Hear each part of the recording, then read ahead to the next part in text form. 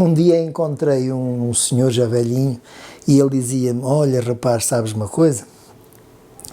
Era muito importante ter um arcão, que era uma arca grande, cheia de milho.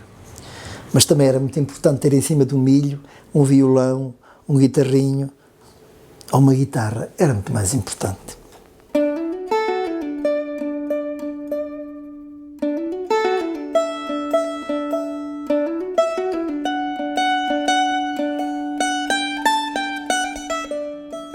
Eu vi pessoas que não sabiam já tocar nada, mas no fim de um jantar, de uma ceia, de um casamento, as pessoas pegavam nos instrumentos e faziam que tocavam e cantavam.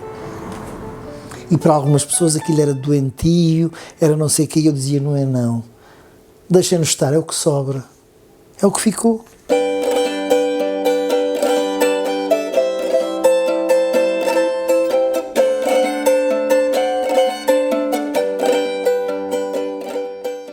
A certa altura, no século XIX, começam a aparecer uns instrumentos pequeninos, não é?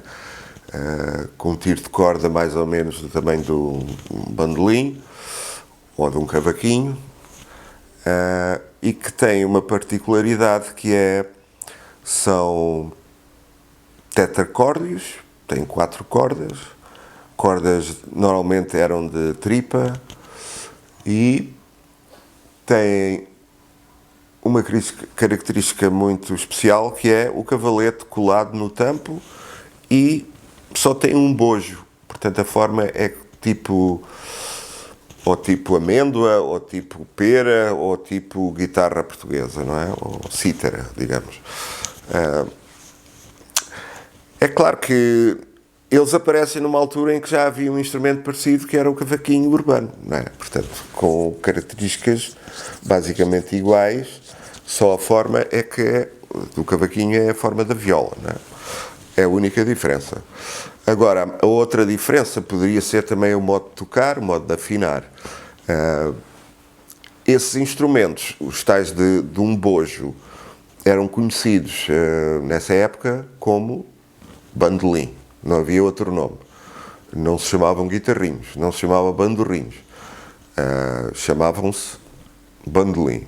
E aquilo que me foi transmitido por o meu avô paterno, José Trego, José Lopes da Fonseca, era um cavaquinho com formato de guitarra, construído, segundo ele me transmitiu, com o mesmo tipo de madeira que se constrói as guitarras. A guitarra portuguesa, neste caso a guitarra de Coimbra, que é feita cá em Coimbra.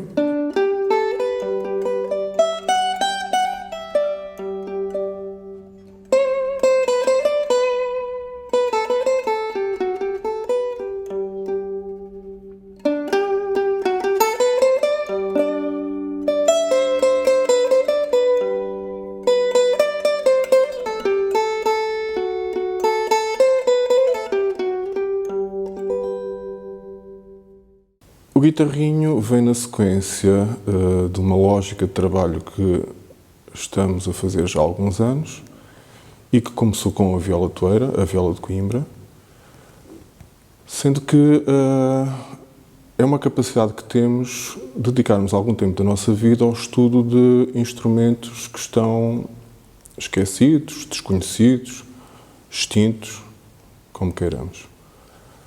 No caso do guitarrinho, descobrimos que na Tuna Académica de Coimbra existem muitos exemplares e descobrimos também que o instrumento era utilizado nas tunas na região. António Manuel Nunes já tinha publicado bastante informação sobre o assunto. Nós organizámos o primeiro festival do Guitarrinho de Coimbra, onde tivemos a felicidade de ter como convidados palestrantes Adamo Caetano e Nuno Cristo, onde nos foi explicado que este instrumento era o bandolim. Portanto, no início do século XX não existiam bandolins como os conhecemos agora, hoje em dia. Existia um instrumento de 4 cordas simples que era dominado por bandolim. Este é o orgulho da freguesia. O Guitarrinho de Coimbra é o orgulho da freguesia. Nós podia haver pessoas que tivessem gosto em ter muitos instrumentos. Nós tivemos uma banda famosíssima, nós tivemos executantes de instrumentos de sopro famosíssimos e tal. Mas aqui, quem tinha foros de bom tocador e não sei o quê, era quem tocasse guitarrinho. O guitarrinho era um instrumento amado, era uma paixão e tenho a impressão que por causa também do seu efeito, porque na noite, na rua, ouvia-se muito melhor que a guitarra, não é? Ouvia-se melhor. E então, talvez por causa disso, ele era muito amado e muito usado. E foi para mim uma tristeza muito grande quando eu venho a descobrir que alguns deles foram destruídos, mal amados e tal. Este escapou, mas muitos foram muito mal amados. Porque, assim, há um tempo para tudo, é certo, mas esta foi a joia da nossa cultura musical.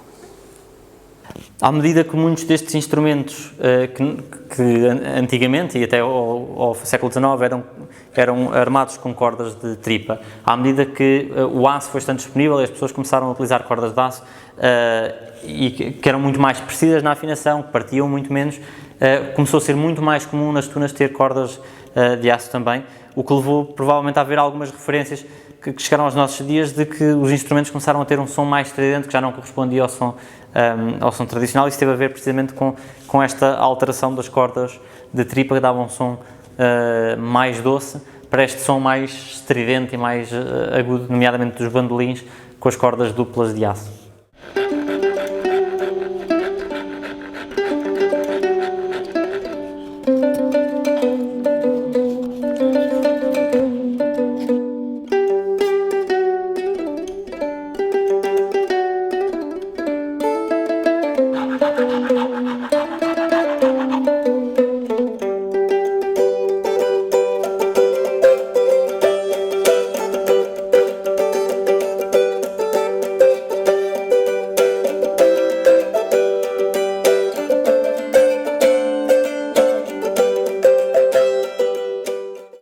A nossa investigação baseia-se em várias formas. Porque temos a felicidade de ter construído uma escola de construção de cordofones, os nossos alunos podem construir o seu próprio guitarrinho, portanto, nós podemos ensinar a construir o guitarrinho. Porque sabemos pouco sobre o instrumento e, felizmente, temos amigos que são investigadores extraordinários, vamos fazendo perguntas e vamos satisfazendo a nossa curiosidade.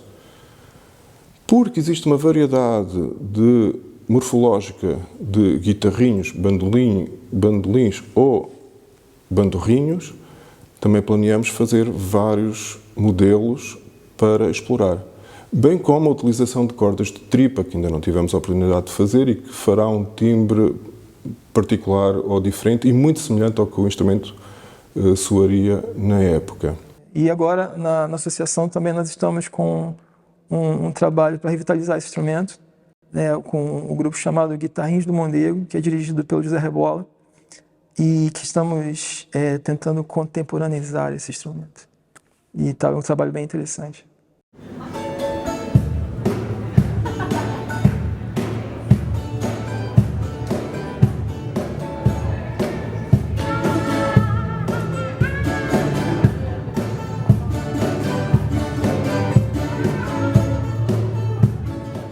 Este é provavelmente um dos instrumentos mais fáceis de tocar e mais fáceis para aprender música.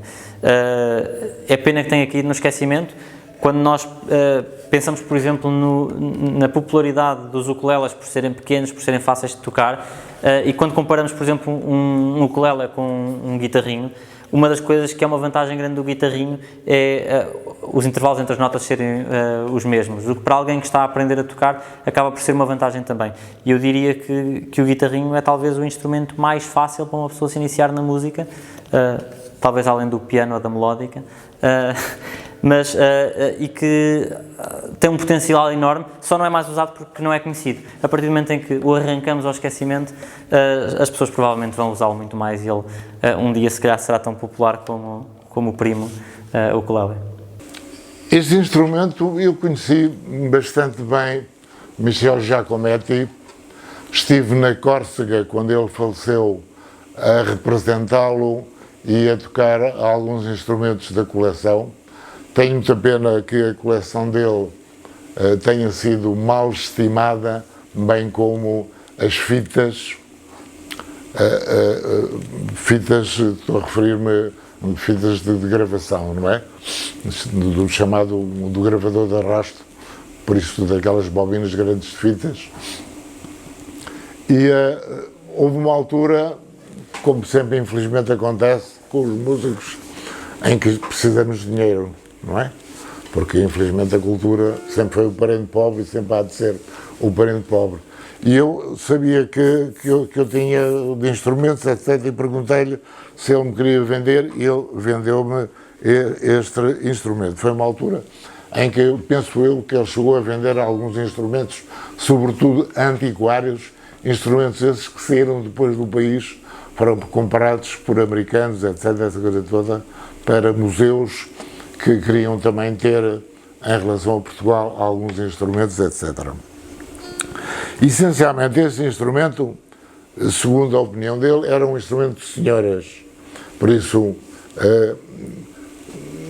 que fazia a distinção entre o cavaquinho e este instrumento, o bandolim. E ele chamava-lhe guitarrilho. Também lhe chamava cavaquinho do Sul, e chamava-lhe cavaquinho do Sul porque ele encontrou, eu acho, no Alentejo para baixo, não é? Próximo do Algarve, não é? O instrumento utilizava uma afinação parecida com o cavaquinho, não é? Não é? E por isso... Agora, as senhoras não tocavam de palheta, não é? As senhoras tocavam com os dedos, não é? E por isso, como é que este instrumento era tocado? Assim.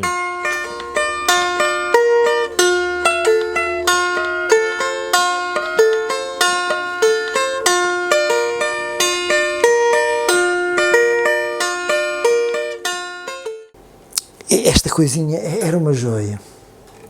Era uma joia. Ter uma coisinha destas, tocar numa coisinha destas, era quase, sei lá, ir ao céu e voltar. E por isso é que eu guardei este com muito, muito carinho.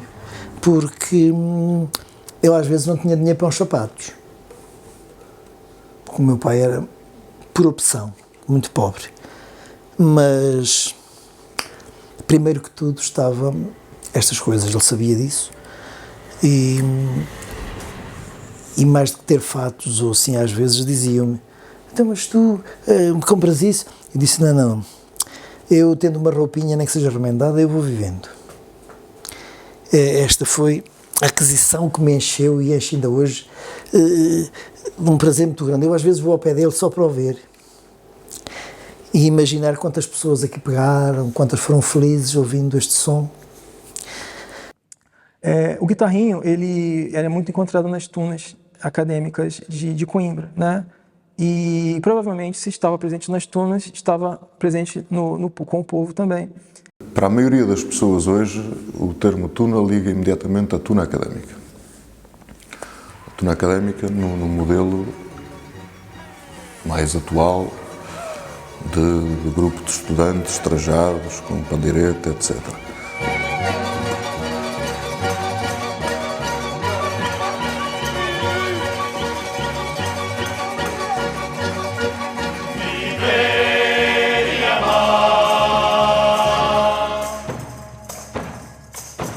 Muito boa noite, Coimbra. Nós somos a Tuna Medicina, da Universidade de Coimbra, cidade de antigas tradições. Ora, o que a investigação nos mostra é que esse termo foi usado pelo menos desde do início do século XX, final do século XIX, início do XX, como denominação de grupo de cordafones, independentemente dele ser constituído por estudantes ou por indivíduos sem ligação à academia. As grandes orquestras de bandolins, também conhecidos por tunas, é que faziam os grandes espetáculos, não é?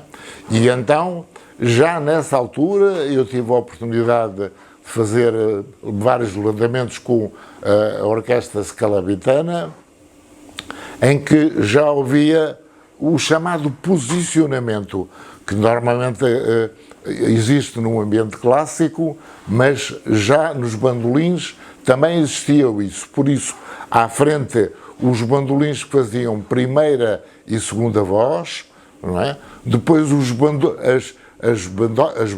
bandoletas, depois as bandolas e, finalmente, o baixo de bandolim ou o bandoloncelo. Havia um sítio para o bandoloncelo e havia o bandolão, que foi também um instrumento que desapareceu das orquestras. Na família do bandolim português, tal como o José Lúcio publicou, existe a bandolineta, o bandolim, a bandoleta de 5 ordens, a bandola, o bandoloncelo e o bandolão.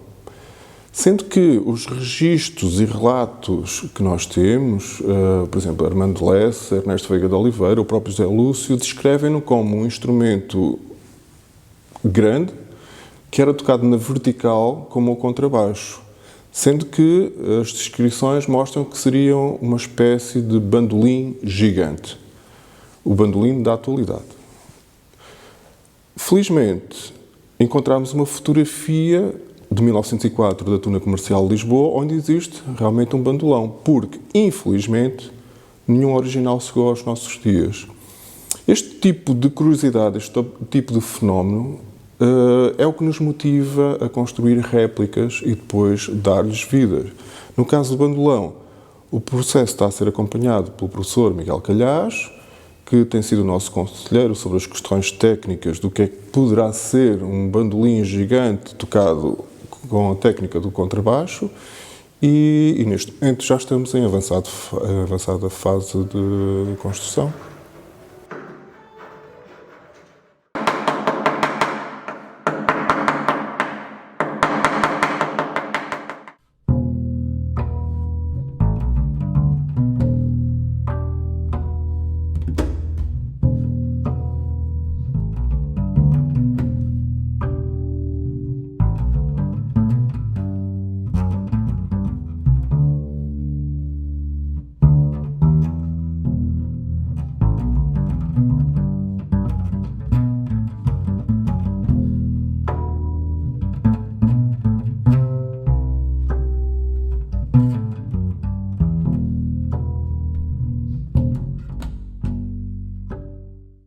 O bandolão seria o que nós hoje conhecemos como contrabaixo, ou seja, o instrumento com a tessitura do contrabaixo, mas com a morfologia do bandolim. Eu vi o bandolão na Orquestra Scalabitana, e eles tinham dois instrumentos, um de 3 cordas, outro de 4 cordas. Como fenómeno interessante em relação ao bandolão, tem a ver com a afinação. Por isso, afinavam exatamente como um contrabaixo, a afinação do bandolim, como é lógico, muito mais grave, com cordas específicas. Inclusive, eu em minha casa cheguei a ter cordas de bandolão da marca Dragão, feitas no Porto, que se podia ir lá e encomendar, tinha que se encomendar esse calibre de cordas, porque afinavam, por isso, em Mi, Lá, Ré de 3 ou Mi, Lá, Ré, Sol de 4.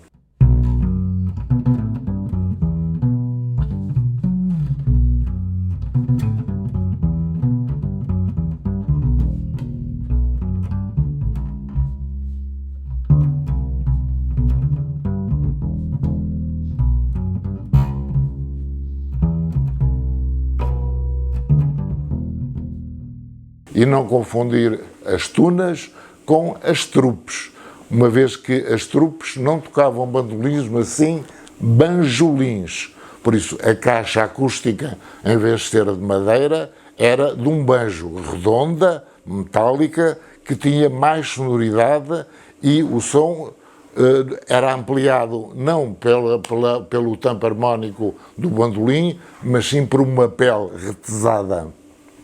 Esses instrumentos eram essencialmente para serem tocados ao ar livre, para darem mais volume de som. Estão muito relacionados com as marchas populares, com as festas populares, com feriados religiosos em que se tocava no adro da igreja, etc., mas estão relacionados com bailaricos. Enquanto as tunas era para espetáculos, as pessoas sentavam-se numa sala e ouviam a tuna tocar ou pessoas a cantar.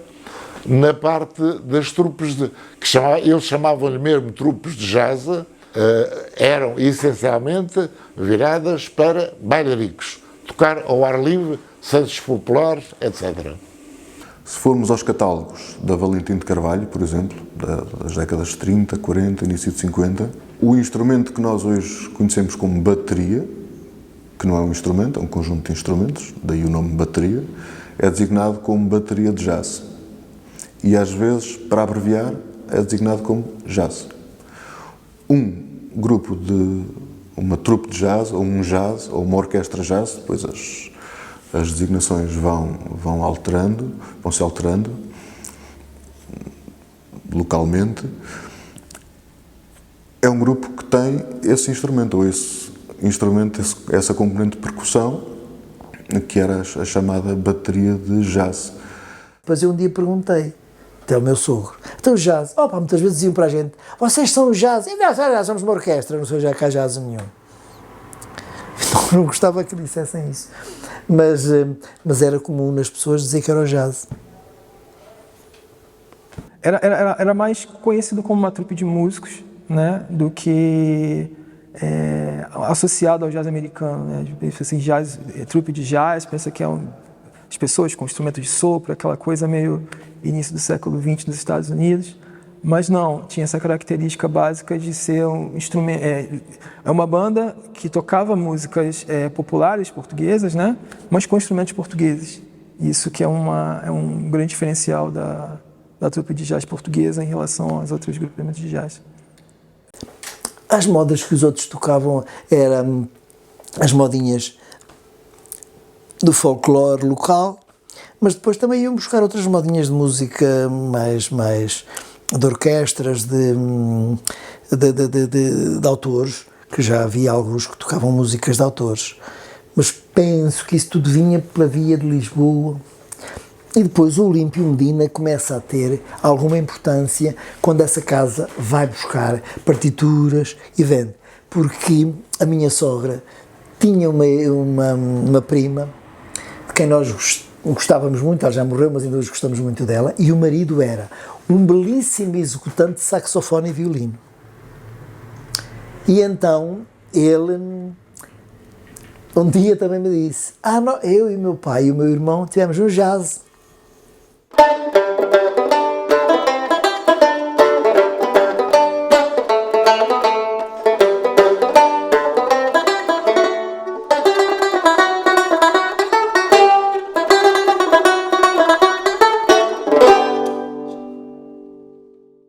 Um dos nossos associados e um membro muito importante no nosso projeto, Jael Palhas, sempre foi apaixonado pelo banjo e um dia estava a ler um fórum norte-americano, e sabemos que a América é a nação do banjo, a pátria do banjo, à semelhança da guitarra portuguesa ser um instrumento português.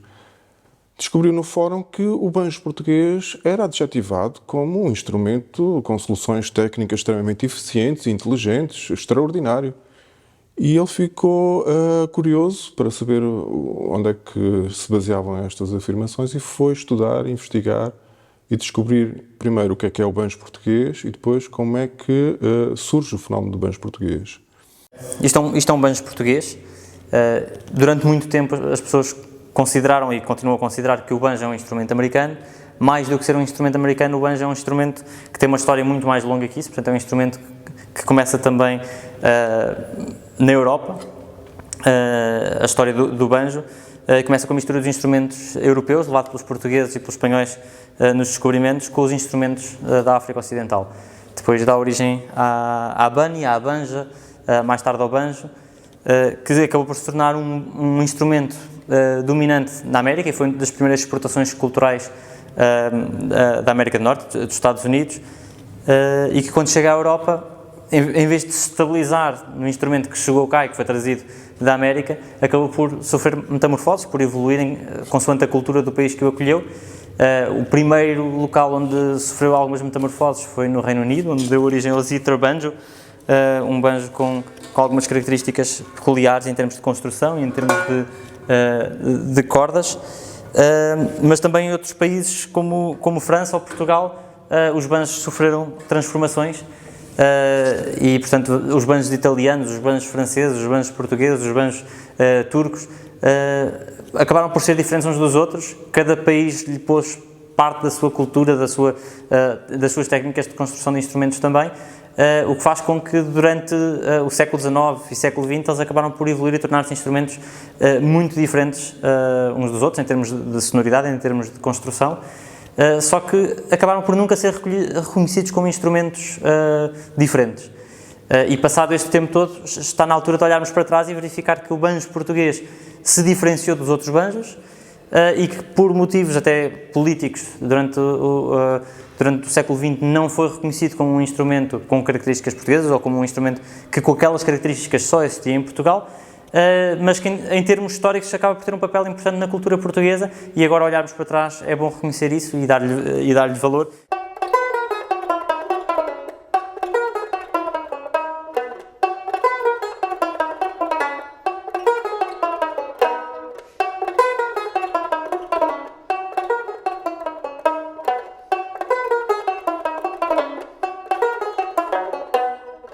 Portanto, existe mesmo uma família de banjo português, onde está o banjolim trompete, a banjola, o banjo de acordes e o banjo viola. Sendo que Jael Palhas descobriu que são influências do banjo inglês, do banjo francês, portanto não é influência direta da cultura americana. Descobriu que o jazz era uma expressão musical que era constrangida pelo Estado Novo, nunca foi incentivada, mas construiu uma coleção e aquilo que denominou por Filogenia do Banjo Português.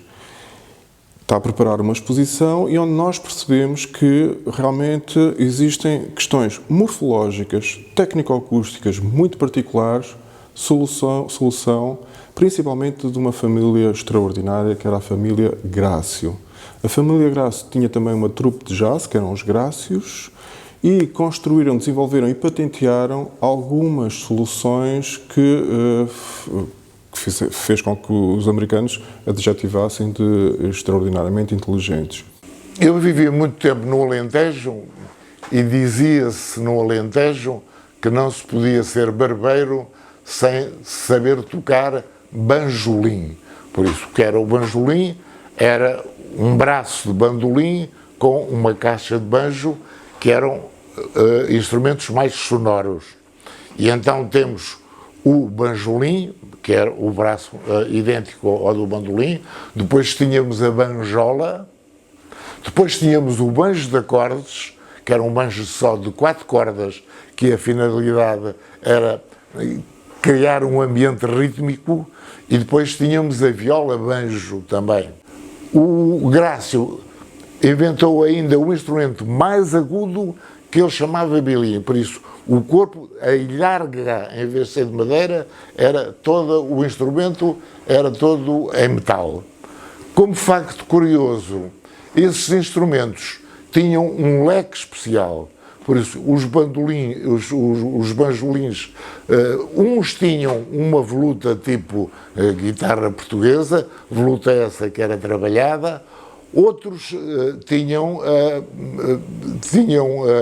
a cabeça tipo viola, mais nada, por isso tinham um conjunto de 4 carrilhões de cada lado, não é? Que afinavam com o sistema mecânico. Esses banjolins tinham um leque especial, que ele chamava leque em espiga.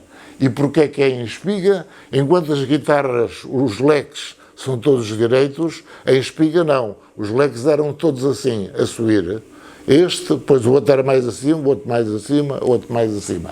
Dizia ele que era muito mais fácil de se afinar, porque na guitarra ficavam todos muito próximos uns dos outros e o tocador tinha mais dificuldade em tocar esses instrumentos.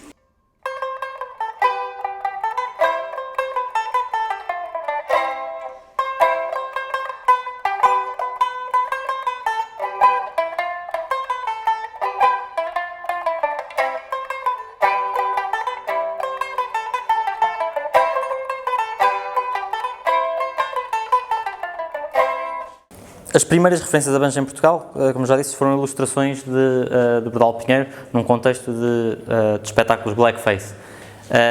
Mas só temos evidências de construção de banjos em Portugal já na última década, ou nas últimas 2 décadas do século XIX, pelas famílias Vieira, de Lisboa, e pela família Grácio. Portanto, ambas as famílias participaram nas exposições de Paris, nas exposições universais de 1889 e de 1900. Ambas as famílias foram premiadas pelos seus trabalhos apresentados nessas exposições universais, e pensa-se que possa ter sido aí a origem da chegada dos banjos a Portugal, em que, muito naturalmente, ao irem lá onde o fenómeno já estava mais estabelecido, possam ter trazido referências, possam ter trazido ideias e referências, e tenham começado a construir banjos em Portugal. Não temos a certeza como é que o banjo chegou ao resto do país, só temos até agora evidências em Lisboa, mas lá está, pela forma, pelo tamanho da caixa e pela presença deste botão atrás de muitos dos banjolins portugueses, que é um botão que aparece também nos banjos ingleses.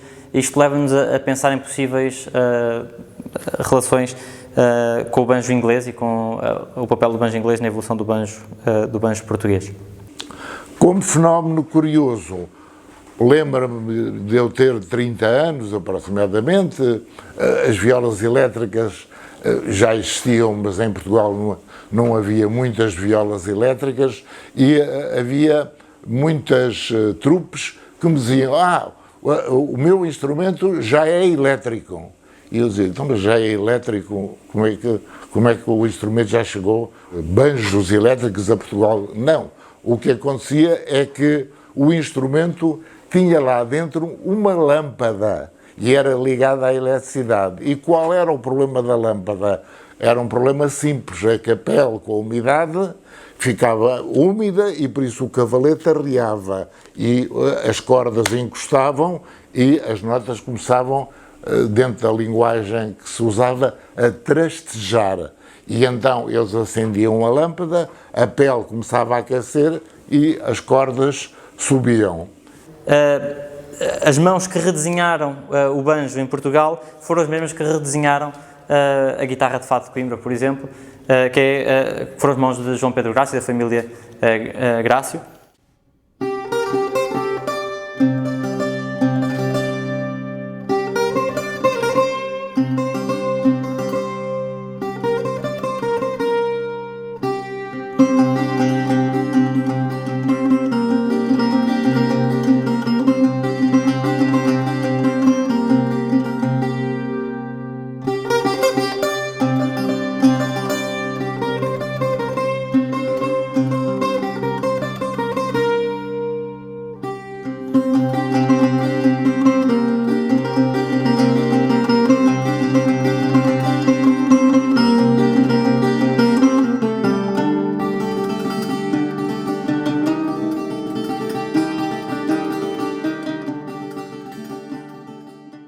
O que eu fiz um trabalho sobre a defesa porque eu acho que a guitarra portuguesa atual descende realmente dessa guitarra mais antiga, ou cítara, também de fabrico português, e que não tem realmente quase nada a ver com a guitarra inglesa, porque se a gente for ver o método de construção do interior do instrumento, é o mesmo método usado no século XVI em toda a Europa. É uma barragem do tampo, que é uma coisa muito simples. Não tem nada de barras em leque ou em X, nem nada, que é o mais também o que se encontra muitas vezes na guitarra inglesa, não é? A guitarra inglesa tem uma série de formas, a guitarra portuguesa tem quase sempre a mesma forma. O que houve foi violeiros ou guitarreiros portugueses que também, por causa da moda da guitarra inglesa no norte, principalmente no norte, começaram a fazer também guitarras inglesas, mas usando a forma e o método de construção portugueses. Até chegaram a fazer guitarras inglesas com 12 cordas, quando elas normalmente só têm 10, porque os bordões são singelos, não são dobrados. É importante saber que é um descendente das liras, importante saber que a influência e a fusão de um instrumento que existia no norte da Europa e depois é assimilado pela cultura latina, pelos romanos, e que chega até nós já na forma de um sistro, mas que é mais cientificamente correto dizer que é uma cítara. Portanto, será a cítara lusitânica ou a cítara portuguesa, e que nós conhecemos e vamos continuar a conhecer por guitarra portuguesa, porque também é bom que as palavras sejam fáceis à compreensão e à idealização, neste caso, de um objeto. Talvez tenha havido até o contrário, em termos de influência, porque há muitos autores que dizem mas a guitarra portuguesa teve a influência da inglesa.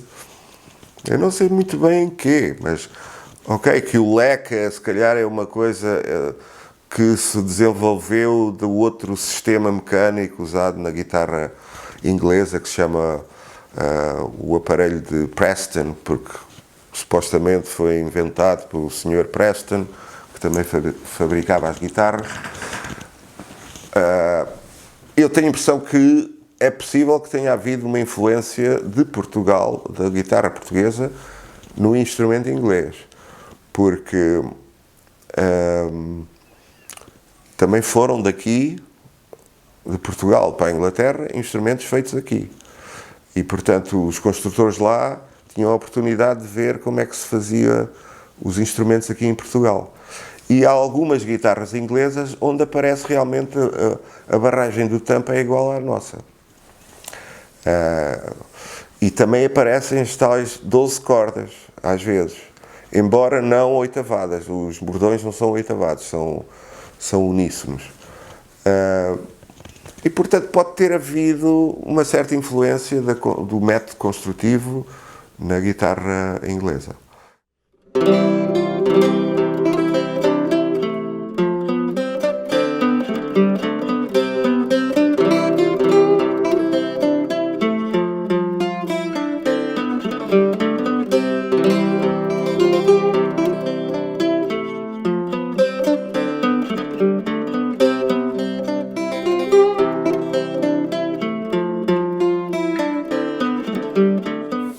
Sabemos que a guitarra de Coimbra é a fusão da guitarra de Lisboa e do Porto, ou da cítara do Porto e da cítara de Lisboa, sendo que é importante referir o nome de António Duarte, que foi talvez a pessoa que, isto nas palavras de Pedro Caldeira Cabral, obviamente, a pessoa que deu a silhueta e que consolidou a base, o ADN do que viria a ser a guitarra moderna.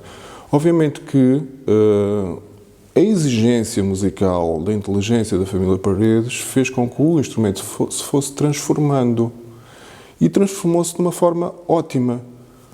Isso talvez explique porque é que, depois de Fontes Rocha, os guitarristas de fado de Lisboa decidam apropriar-se do modelo de Coimbra e, afinal, com cordas de Lisboa e afinação de Lisboa a acompanhar o fado de Lisboa. Portanto, aqui também há uma coisa boa, porque os fenómenos musicais e outros não têm que ser compartimentados, herméticos. Quando as coisas são boas, influenciam outros. E é isso que está a acontecer no fado de Lisboa. No entanto, achamos que a guitarra de Lisboa é um instrumento extraordinário e deverá ser também explorado de várias formas.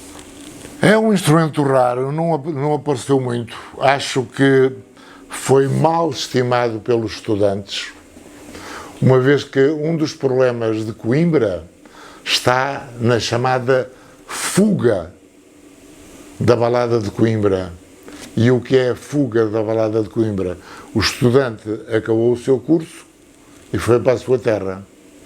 Levou a guitarra, mas já não tinha companheiros, já não tinha estímulo para tocar coisas. O Raul Simões foi, sem dúvida, um dos grandes precursores da guitarra de Coimbra. O Grácio, o João Pedro Grácio Júnior, que trabalhou muito tanto para o pai do Carlos Paredes como para o Carlos Paredes, reclama para ele o aumentar o tamanho do tiro de corda. Por isso, quem sabe, sabe. Quem não sabe, o tiro de corda, a distância que vai daqui até aqui. Bom, a guitarra de Coimbra eu escrevi na minha tese, quando estava a fazer a minha tese, tudo indicava que a guitarra de Coimbra tinha nascido por volta de 1940, de uma colaboração entre João Pedro Grácio e Artur Paredes. Entretanto, com o passar do tempo, venho a descobrir que já tinha havido uma certa aproximação entre outro guitarreiro, este de Coimbra, não é? De Raul Simões, na tentativa de fazer uma guitarra que fosse mais concertista para o Artur Paredes, baseada numa guitarra que já existia, não é? Em Coimbra, possivelmente que tinha origem no Porto e que era vendida aos estudantes. Penso que o Raul Simões deve ter sido das pessoas que mais instrumentos fez para estudante, porque era muito mais barateiro do que o Grácio. O Grácio sempre se fez valer do nome e os instrumentos Grácio ainda continuam a valer muito mais dinheiro do que outros construtores que também fazem bons instrumentos. Sabemos pelos familiares dele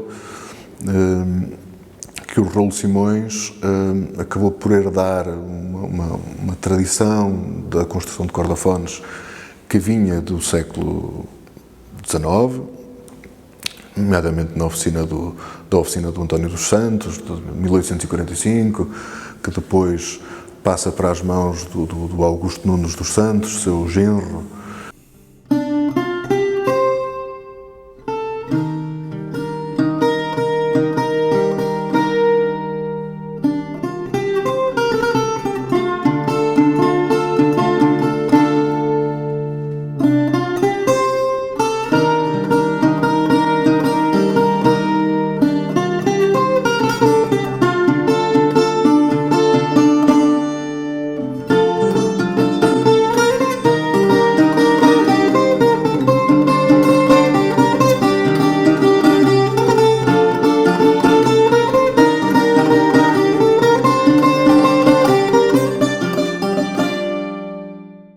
Havia, mesmo agora já no século XX, havia uma dinâmica de pessoas que vinham, os estudantes vinham de Coimbra, vinham para cá fazer festas e festejar. Não imagina. Há histórias interessantíssimas acerca disso, porque eles vinham, o nosso estalado tem umas quadras que lhe foram colocadas por causa disso. Os estudantes vinham e os estabelecimentos emblemáticos estavam no centro da vila. Havia a Câmara, a Cadeia, a Casa da Justiça, e ali à volta havia os espaços onde se comia bem, e a casa-mãe do pastel de Tentugal, depois do convento, é mesmo no centro, ali. Hoje só está o chão, mas tinha lá uma placa que dizia a casa mais antiga dos pastéis de Tentugal. E os estudantes vinham, depois de comer e beber, Tentugal tinha sempre raparigas muito bonitas, e então eles iam para as janelas, para as portas, tocavam e cantavam. Para uma rapariga do povo, não era de bom tom estar especada a olhar para uns rapazes que estavam ali a exibir-se. Não era dia de festa, não era nada, não era de bom tom. Então o que é que elas faziam? Está aí uma senhora que ainda há dias deu um testemunho disso. Então o que é que elas faziam?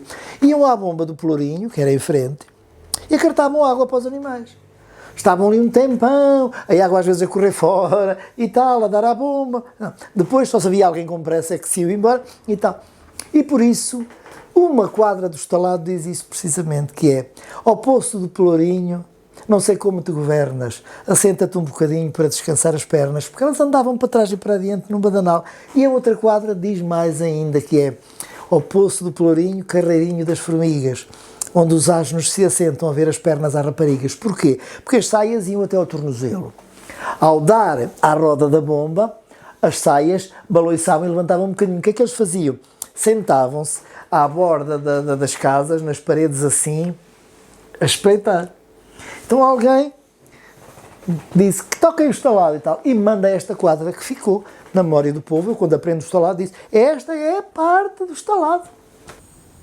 Antigamente não havia a Sociedade Portuguesa de Autores. A Sociedade Portuguesa de Autores é fundada e começa a elaborar 2 anos após a morte do meu avô, em 1926. O avô morre em 24.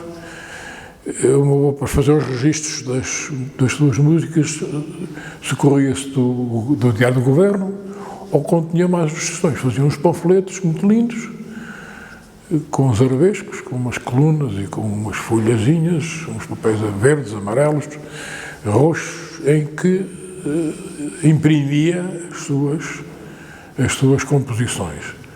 A grande parte delas foram apropriadas por outros, que é o caso da Balada de Coimbra, que o Artur Paredes, disfarçadamente, depois de ter chegado a acordo com a família, lhe chamou arranjo, desculpou-se não com a autoria que dizia que era sua, passou a chamar a Balada de Coimbra, e efetivamente depois a Academia, não em ano que eu não posso precisar, mas deve ter sido nos anos 18, 19, 20, até mesmo, pensa-se que foi antes de o meu avô falecer, chamou-lhe de sua. Passou a ser a Balada de Coimbra, quase como o hino da Academia. Tanto que ainda hoje já não é muito frequente, mas durante muitos anos as serenatas tinham que acabar com a Balada de Coimbra, se fossem serenatas festivas ou serenatas populares para namoro das meninas que tinham que acender a luz depois dos estudantes tocarem e cantarem às suas apaixonadas. A última música tinha que ser sempre a Balada de Coimbra.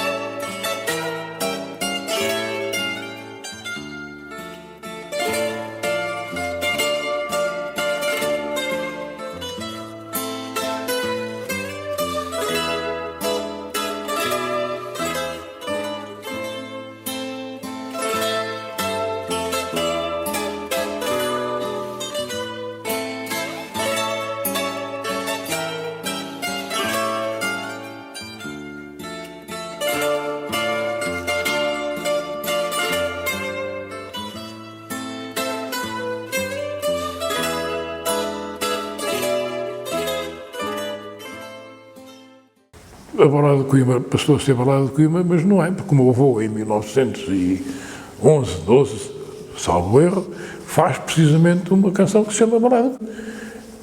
Eu tenho a música e tenho a letra, por isso é a prova que nós podemos dizer, prova provada, que efetivamente a Balada de Coimbra não se chamava Balada de Coimbra, mas sim Balada com 2 L's. Isto era uma guitarra do Artur Paredes e foi-me oferecida por uma pessoa na fase em que ele se estava a desfazer de coisas.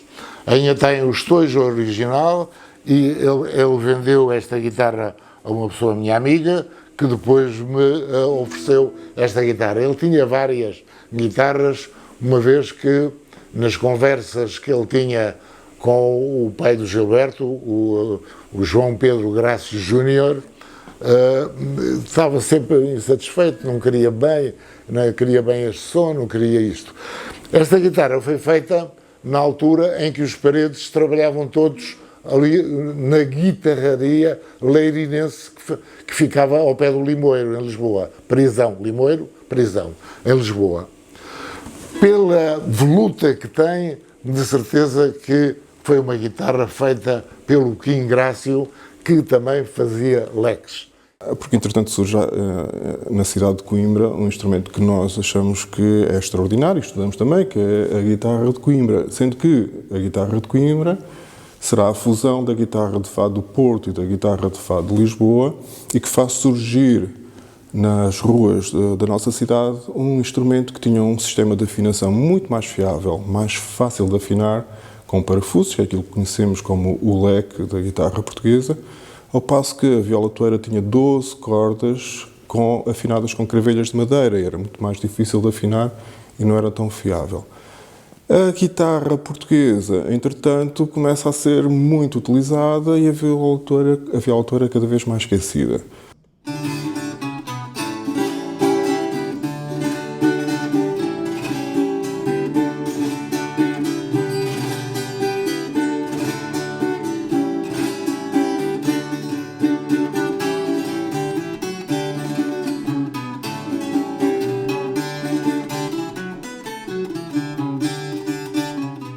A viola toeira, chamada toeira, que é aquela viola que nos habituámos a ver ser construída na zona de Coimbra, ou na cidade de Coimbra, e depois também nas zonas periféricas, não é?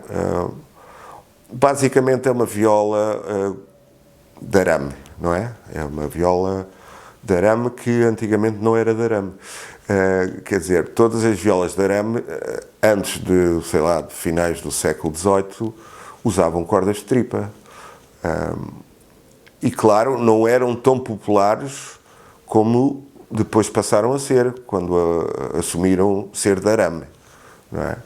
A corda de arame permitiu também a que houvesse mais pessoas a tocar, pessoas com menos poder financeiro a tocar.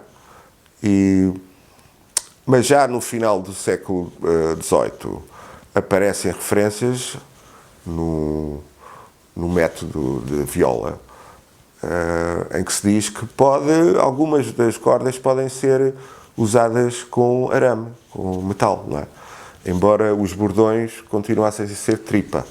Havia a versão mais popular da viola, que era a farrusca, e havia a versão mais elaborada da viola, com muito mais decorações, que era geralmente feita para os estudantes e para as famílias mais ricas, que era chamada a banza do estudante, que era tradicionalmente tocada pelos estudantes, a acompanhar as serenatas pelas ruas, e portanto e que muitas vezes tinha decorações muito finas, muitas decorações, e a viola podia ter cordas de tripa, mas podia ter também cordas metálicas, e está documentado que a viola toeira chegava a ter cordas de latão, de prata e de ouro. Não temos hoje em dia encordoamentos desses para saber a que é que soavam, mas as descrições da altura era que soava, que o som lembrava ao cravo. Nós temos registros de nomenclaturas que davam essa viola como viola, apenas viola, e muito como viola de arame, né? Como uma característica, que não é também só da viola toeira, mas a viola Coimbra, a viola de arame. E nós temos um exemplar que é bem parecido com esse daqui, que foi uma réplica que o professor Eduardo Loio fez da viola do Bento Martins Lobo, que era um construtor da cidade de Coimbra. E ele ganhou não, acho que ele ficou em segundo lugar, ou ele teve uma menção honrosa, alguma coisa assim, na exposição distrital de Coimbra de 1884. E a viola está identificada como a viola que participou dessa exposição, e no catálogo dessa exposição está definindo essa viola, apresentando essa viola como viola de arame. Então, é mais uma pista que nós temos que existia uma viola de arame. E essa viola de arame era essa viola, né? Que é a viola de Coimbra, vamos dizer assim, que também esse nome também só foi dado muito depois, lá no século XX.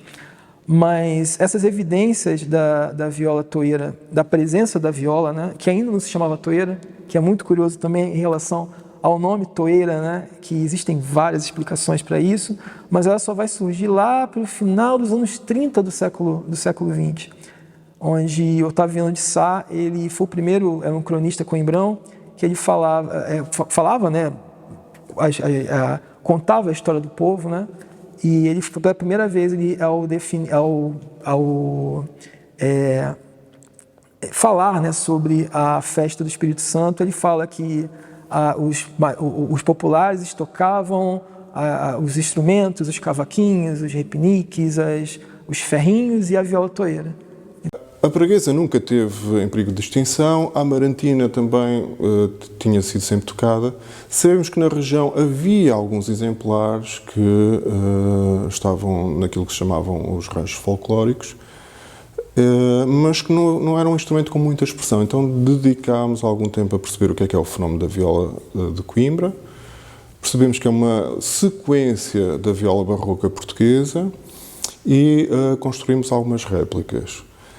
Oferecemos também a possibilidade de pessoas normais, que não eram músicos, mas que tinham paixão pela música e tempo para fazerem o nosso programa, construíram a sua própria viola toeira e neste momento fazem parte da Toeira Troupe, que é um grupo, um ensemble, que tem como maestro o professor Miguel Luís, onde tocamos músicas do século XIX. Portanto, a formação são 8 toeiras e um guitarrinho de Coimbra, e em breve teremos o bandolão para a tessitura mais grave. A viola toeira, ela carrega esse status, vamos dizer assim, porque o primeiro método para a viola barroca portuguesa, ou se não for o primeiro, um dos primeiros, foi de Manuel da Paixão Ribeiro, foi em 1739. E nesse método ele descrevia a viola barroca portuguesa, e a afinação da viola barroca portuguesa é a mesma da viola toeira. E esse método foi elaborado, né, por ele em Coimbra. Então é mais um indício de que essa viola herdou, né, essas características da viola barroca portuguesa.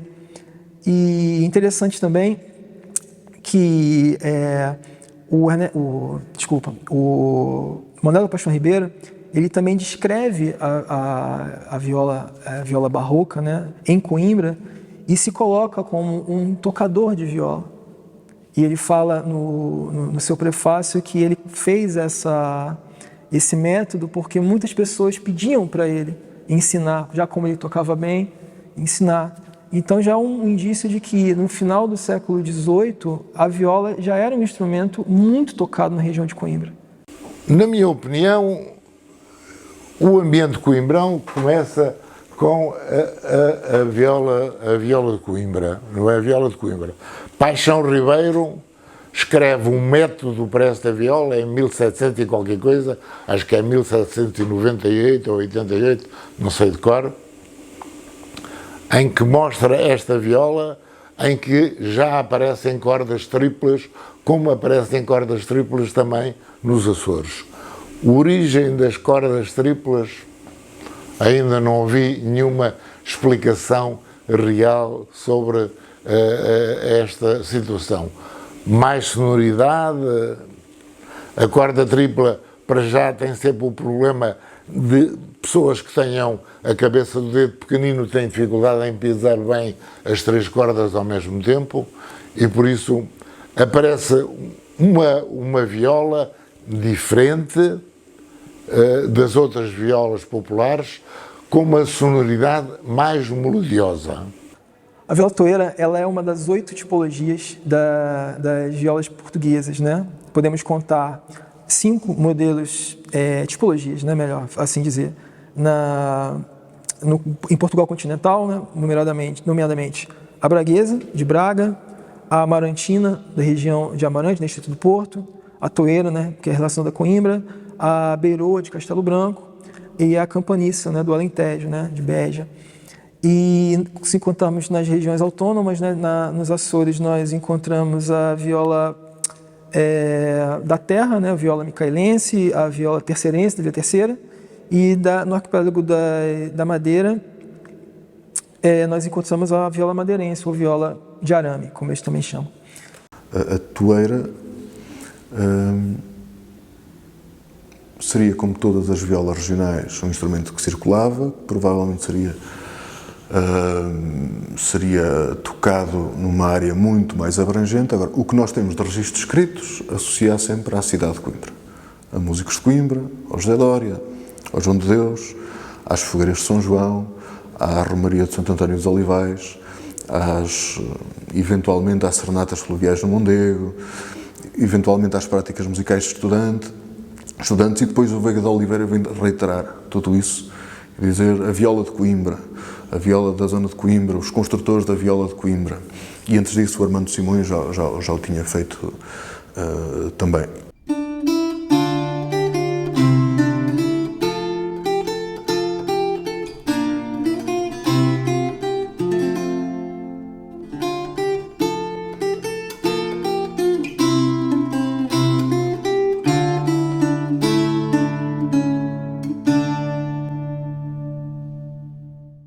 Portanto, as únicas gravações que temos que chegaram até a nossa época são as gravações de Raul Simões a tocar viola toeira, e é no século XX que ela é chamada de viola toeira, embora alguns autores apontem que a viola de Coimbra no século XIX também não era chamada de toeira, mas era chamada de viola. Olha, não tem nada que saber. Eu sei, isto é exatamente o violão, a viola violão. Só começa na corda lá e tem que estar à mesma altura. Lá, ré, sol, si, mi. Lá, ré, sol, si, mi, não é? É? Lá, ré, sol, si, mi. Lá, ré, sol, si, mi. Pronto, ré, sol, si, mi. Lá, grave. Afinal, à mesma altura do mi. É maior.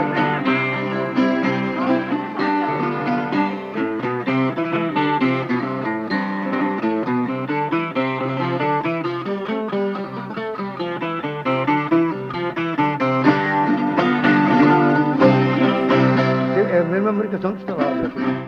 E pensamos que esse som de uma viola com cordas metálicas que lembrava o cravo e que acompanhava as serenatas estará na gênese do fenómeno da canção de Coimbra, que hoje mais conhecido por Fado de Coimbra, e que terá sido com a toeira que surgiu esse movimento. Em relação à viola toeira, aquilo que acho é que perdeu adeptos essencialmente porque agora as pessoas habituaram-se ao muito volume de som. Toda a gente quer uma guitarra com muito volume de som, uma viola com muito volume de som. Ninguém quer ouvir um instrumento em silêncio, com calma, não é? E por isso, como não querem ouvir isso com calma, penso que a viola toeira perdeu adeptos, porque a viola toeira, para ser bonita, é para ser ouvida num sítio, não é? Onde haja silêncio, para se apreciar a arte de quem construiu e a arte de quem a toca. Todos os anos havia dois grupos rivais por São João e tinham que ter umas modinhas novas feitas por algum carola que fazia, mas eles iam arranjar sempre alguém que fizesse uma música nova, sobretudo marchas. E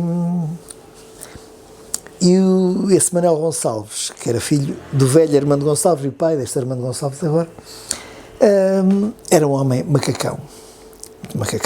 Então um dia o que é que fez? Tinha um amigo que escrevia música com muita facilidade, aquilo ouvia e para papel. E um dia pedi-lhe, vai lá em Tugal, nós estamos um ensaio, porque havia dois grupos rivais, os teimosos e os vencedores. Ele, Manuel Gonçalves, pertencia aos teimosos. Vamos ouvir o ensaio dos vencedores. Para quê? Porque nós, no dia de São João de manhã, saímos primeiro com a marcha deles e depois é que saímos com a nossa. Jesus! O homem teve a ouvir o ensaio, escreveu a música toda, e eles vieram, no segredo dos deuses, no passo lá embaixo, ensaiaram a banda dos teimosos. Ora, depois do almoço, saía cada grupo com a sua marcha. O que é que eles fazem? Almoçaram à pressa e saem primeiro com a marcha dos teimosos. Depois, passei depois com a deles. Houve uma sarrafusca, tanta pancadaria, que a festa depois só continuou quase à noite, quando toda a gente estava mais ou menos equilibrada, porque aquilo deu pancada a sério e não deu mais, porque o Sr. Manuel Gonçalves era filho do velho Armando Gonçalves, a quem toda a gente reverenciava. Senão eu acho que aquilo tinha dado linchamento e tudo. mas aquilo era uma coisa terrível.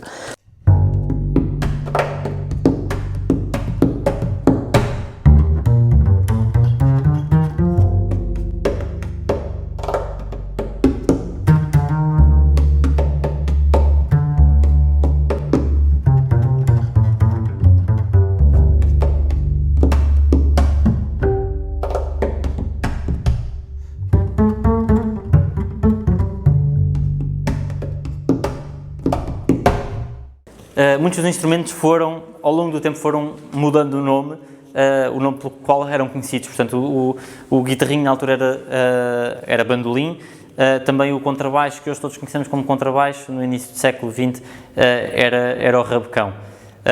E também o número de cordas dos instrumentos, que hoje vemos como algo muito estabelecido, ao longo do tempo foi mudando e não foi sempre o mesmo. E, portanto, um instrumento que era muito tocado no passado em Portugal eram rabecões de 3 cordas, portanto contrabaixos com apenas 3 cordas, e que hoje em dia praticamente caíram no desuso e que hoje em dia passou a ser standard que os contrabaixos têm 4 cordas, nem sempre foi assim. Em Portugal, o nome rabecão era mais utilizado do que para se referir a esse instrumento, né? Você tinha a rabeca, que era o violino, e o rabecão era o instrumento de maior tamanho, né? Mas aqui rabecão era um contrabaixo que se usava para acompanhamento nas orquestras de baile. Porquê? Porque as orquestras de baile, guitarras, violões, tinham pouca projeção de som quando o salão era grande e quando havia muito barulho. E o rabecão ajudava a manter nos acordes o compasso da dança e, portanto, toda a gente dançava à vontade, sem estar fora.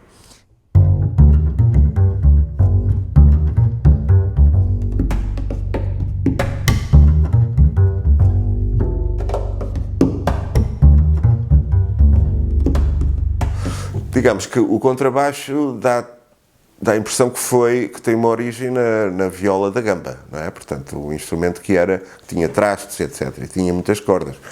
Mas depois, quando o aproximaram mais à família dos violinos, não é? Das violas de arco, violoncelos, ora, todos esses instrumentos só têm 4 cordas, não é? Embora também apareçam violinos de 3 cordas, também existem, ou rabecas de 3 cordas. No Brasil há muitos exemplares desses. Não é? As cordas de um contrabaixo são quase tão caras como o contrabaixo, porque a grande maioria das pessoas cria cordas com a alma em tripa e depois a fieira em prata. Eu ainda tenho prata e tenho almas em tripa ainda desses instrumentos, que são cordas que agora devem arredondar os 300 a 500 euros cada corda dessa. Na Sertã, no centro do país, existe um teatrinho que é uma joia e que acho que toda a gente devia conhecer, que é o Teatro Tasso. O Teatro Tasso está na tutela do Clube da Sertã e sempre existiu lá, da memória das pessoas com quem falei, um contrabaixo particular, muito destruído, e era particular porque só tinha 3 cordas. Felizmente, Hélder Casimiro propôs-me conhecer o instrumento e eu levei como um desafio porque o instrumento estava mesmo muito maltratado. Portanto, sabemos que os contrabaixos começaram por ter 3 cordas e que os músicos queriam que o instrumento ainda fosse mais grave e adicionar uma 4ª corda. O que é que acontece? Muitos dos que só tinham 3 cordas passaram a ter 4. Era muito simples, em termos técnicos, é fazer mais um furo, pôr mais um afinador, acrescentar uma corda. Felizmente, há alguns sobreviventes e este é um desses casos. Uma coisa curiosa, basicamente, é que esse rabecão que está aqui atrás de mim, ele não foi construído em Portugal, ele foi construído na Europa Central, na metade do século XIX. E a construção dele também é um pouquinho diferente, vocês podem reparar quando forem lá atrás, o fundo dele é um fundo reto, é um fundo chato, que é diferente da construção italiana, que o fundo também era abaulado como a frente, né? Então, são algumas pequenas características que tornam esse contrabaixo que está aqui um pouquinho diferente dos outros. Portanto, o que é que descobrimos deste em particular? Como não tinha a marca de construtor, pela sua morfologia, será da escola da Boémia, terá sido construído talvez na República Checa em meados do século XIX.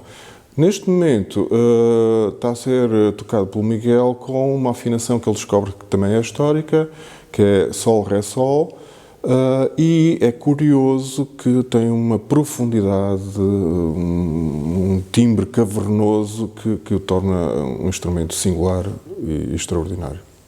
Aquilo que os músicos que eu conheci dentro do jazz, inclusive dentro do hot club, eles... Era uma questão pessoal. Eles diziam que obtinham uma sonoridade diferente.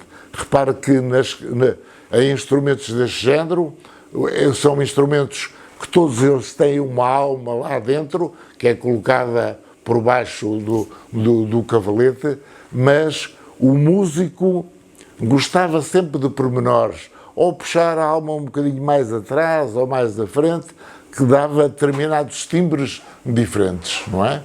Não, a quarta corda ela foi inserida para ter uma sonoridade mais grave, para preencher melhor os espectros harmônicos, vamos dizer assim, da construção do arranjo, né? Com a mi-zona, que nós chamamos de corda mi mais grave, você ganhava um espectro maior, né, de graves e completaria melhor o arranjo, no caso.